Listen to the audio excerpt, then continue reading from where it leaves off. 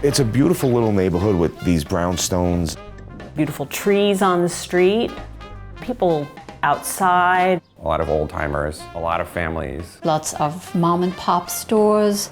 You come out of the subway station and it's just, it's a really special place.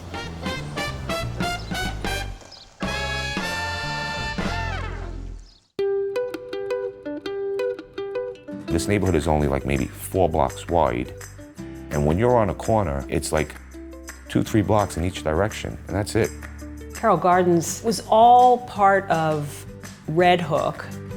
Back in the 60s, I decided we're going to call it Carroll Gardens. Carroll because of Carroll Park, and Gardens because we had this unique front gardens. Carroll Gardens was laid out and built according to a master plan, which asked for gardens in the front and in the back. And it creates a pretty unique streetscape. All of the restaurants typically have gardens. There's a lot of outdoor seating. It has very much a small town feel within the larger city. Growing up, it would take 20-30 minutes to walk 2 blocks. You had to say hello to everybody and they would just strike up a conversation. The shop owners tend to go out of their way to actually learn who you are and get to know you. The F and the G service Carroll Gardens primarily. I think a lot of people have a love-hate relationship with the F train, but if you're going into Midtown or downtown, it's a great mode of transportation. It's also close to Manhattan.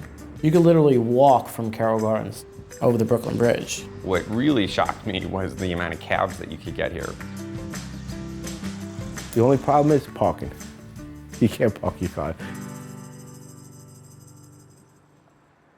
This neighborhood used to be Scandinavian, mostly because of the seaport. As they moved out of the neighborhood, you had Italians who moved in first into Red Hook and then into what we now call Carroll Gardens. When my father immigrated here back in 1909 or thereabouts, this was an Italian ghetto, desperately poor neighborhood. Al Capone got married here on Court Street. Most of the people from this area came from a town in Sicily called Pozzallo.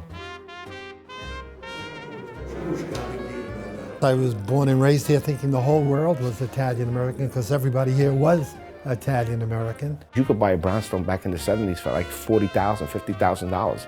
People started coming in and it started changing. People that did live here, they can't afford it. When I first moved into this neighborhood 30 years ago, if you wanted meat, you went to the butcher. If you wanted vegetables, you went to Florence on Court Street. We've lost a lot of, those little mom and pop shops. I think for the first time, it's going to change for the worse.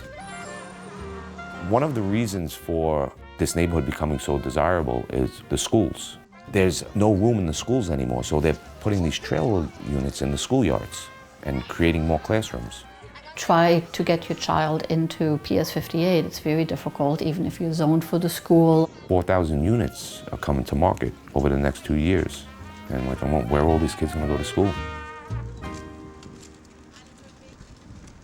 Today, the market's just fierce.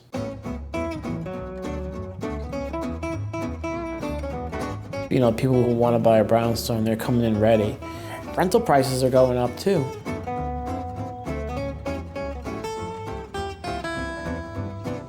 I don't think there's anything that could make me leave, other than getting priced out.